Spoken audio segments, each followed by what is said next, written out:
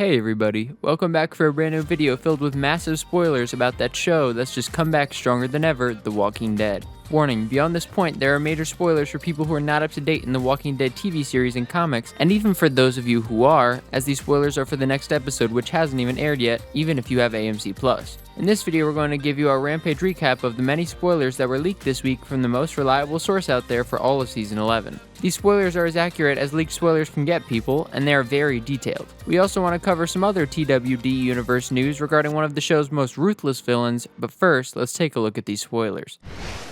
Rampage.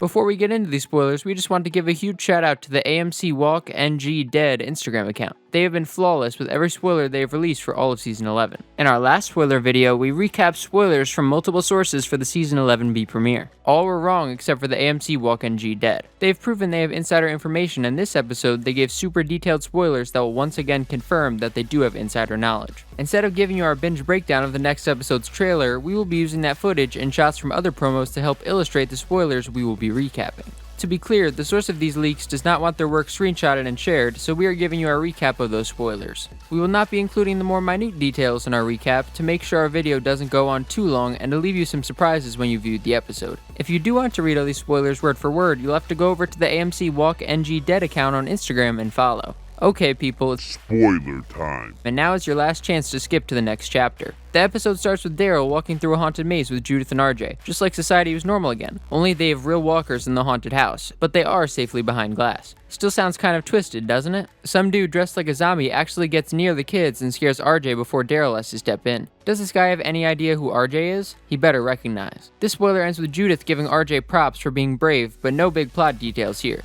The next spoiler lets us know that the Commonwealth is having a big street party. Remember what happened when King Ezekiel tried to throw a party? This might trigger some PTSD in Carol and some of the others. This scene lets us know that the survivors have been in the Commonwealth 30 days. Carol is bringing out a tray of cookies for the fair and seems to be blending in, but we all know appearances aren't always what they appear to be with Carol, the former queen. We also find out that Ezekiel is working at a petting zoo, but where is Shiva Jr. at? During the community event, there is a costume contest for the kids and Judith is dressed like a witch. It's kind of weird to think about Judith doing normal kid stuff, but she definitely deserves it. Judith makes a new friend named May, who she takes off with right before seeing Daryl playing an apple game with RJ. What's with Daryl and apples lately? Is it some kind of future foreshadowing, or just a fruity coincidence? The only other details about the story are that Carol tries to reassure Daryl that the Commonwealth system is working and they don't need to fix anything, but Daryl doesn't seem convinced. After the huge revelation in the closing scene of the Season 11B premiere, we wonder what exactly happens that gets Daryl to change his mind, or if he is in fact working as a sort of spy for his Alexandrian OG survivors. Unfortunately, we don't get any other hints about anything on Daryl's mind in this spoiler. The following spoiler continues from the last ones as the governor announces the winner of the costume contest. The interesting thing in this leak is that Eugene's catfisher, aka the real Stephanie, is here helping give the kids cotton candy. Judith gets some and is suspicious of cotton candy, but then goes from survivor mode into total little kid mode when she realizes how great it is. During this scene, Kelly and Connie are in the crowd, and we find out that Connie now works at the Commonwealth newspaper. The winner of the costume contest is a little girl dressed up like Mercer, the stormtrooper boss, but other than that, we don't find out any new plot points here. After that, the spoilers continue with Daryl and Carol's perspective of the governor giving out the prize. We find out here that the governor was a political figure pre-apocalypse, which has already been heavily speculated on for a while now. Connie and Kelly come up to Daryl and Carol and talk about their new jobs reporting. Connie doesn't seem happy to be writing puff pieces on community events, but she's happy to be reporting. Connie also lets us all know that she interviewed Governor Milton before the world fell and got her uncle and a bunch of people kicked out of Congress for some kind of scandal. What do you think? Was the scandal tied to the end of the world or just politicians being greedy? When the conversation is over, Kelly and Connie leave. The funny thing here is that Daryl and Connie have a super awkward goodbye and Carol notices. When will Daryl have a relationship that's not in the middle of a time jump? Dog needs a mom too, people. The next set of spoilers are about Carol and the king. Carol snoops around in the hospital to find out how sick Zeke is until Yumiko's brother catches her. It seems Carol has taken Tommy's place at the bakery and Tommy has went back to being a doctor as he is wearing his scrubs. It's about time the series had a legit doctor. How long until he dies? In the scene with Carol and Tommy, we find out that Zeke needs some serious surgery, but he's number 147 in line. Poor guy just can't catch a break. This news crushes Carol, but she decides that she will manipulate Lance Hornsby and whoever else she has to get her former husband to the top of the surgery line. Our money is on Carol here. These spoilers continue to a scene where Ezekiel goes to Carol's apartment. They have wine and talk about the celebration. It's clear that Zeke is thinking about the failed fair that ended in Henry's head being severed, but the two try to be positive. Zeke then gives Carol a bag of Henry's stuff, which she accepts. Carol isn't ready to open it yet, and this scene seems really powerful to us, although no big plot details given away here. The scene ends with Carol and Ezekiel getting cozy, which makes us wonder if they will reconcile. Before this set of spoilers is over, it does mention another scene where Ezekiel gives Jerry's son Shiva's old collar. That detail kind of worries us, like the king is giving away the items he's saved for years now before he may die.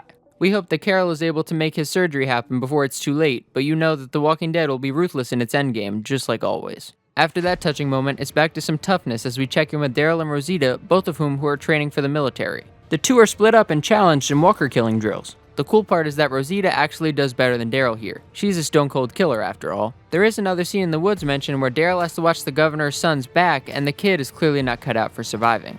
Rosita won't let Daryl go off on his own because she wants to watch her friend's back, but we really don't get much more out of this scene. Mercer seems to be pretty reasonable, but it's tough to say how he really feels about those in charge of the Commonwealth. The following set of spoilers is probably the juiciest. Here we see the moment from the trailer where someone is carried off stage for condemning the Commonwealth. It's revealed that the soldier who Princess overpowered lost his job and his home and had to become a waiter.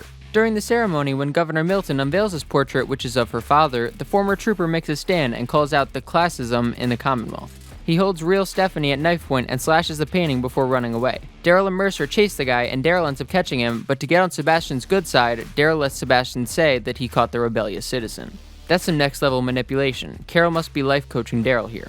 As he is taken away, the political protester lets the people know there are thousands more like him. Since when did we start thinking of people in the thousands? This is The Walking Dead after all. Connie ends up interviewing the governor here, so we get more story details, but these spoilers don't get into anything specific, so it's probably more background than anything. The other big story detail here is that Princess and Mercer seem to be developing a relationship as they end up going into the ball together. We speculated this would happen for a while now based off of the comic arc between the two characters, but anything is possible when Angela Kang is running The Walking Dead, so new story twists are always around the corner. The final spoiler confirms what we were thinking from this shot in the trailer. The governor is nervous about the resistance, so she has Rosita and Daryl search the former trooper's apartment. Rosita finds a bunch of propaganda which confirms that there is a resistance group, or the guy is just really good at arts and crafts. What do you think? Who will side with the Commonwealth, and who will fight with the resistance? When will Daryl turn?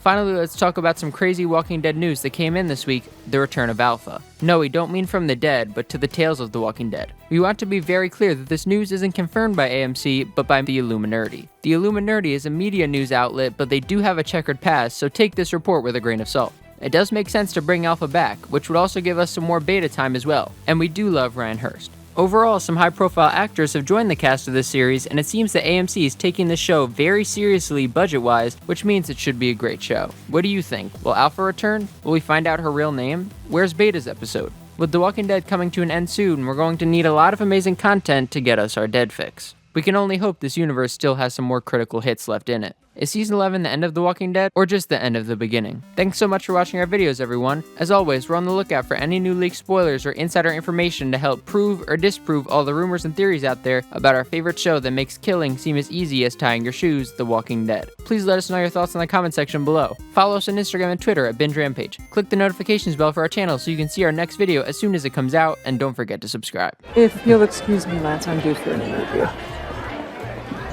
Oh, and we need to get a meeting on the books about this Alexandria thing. I have questions. I have a pitch. I'm sure you do.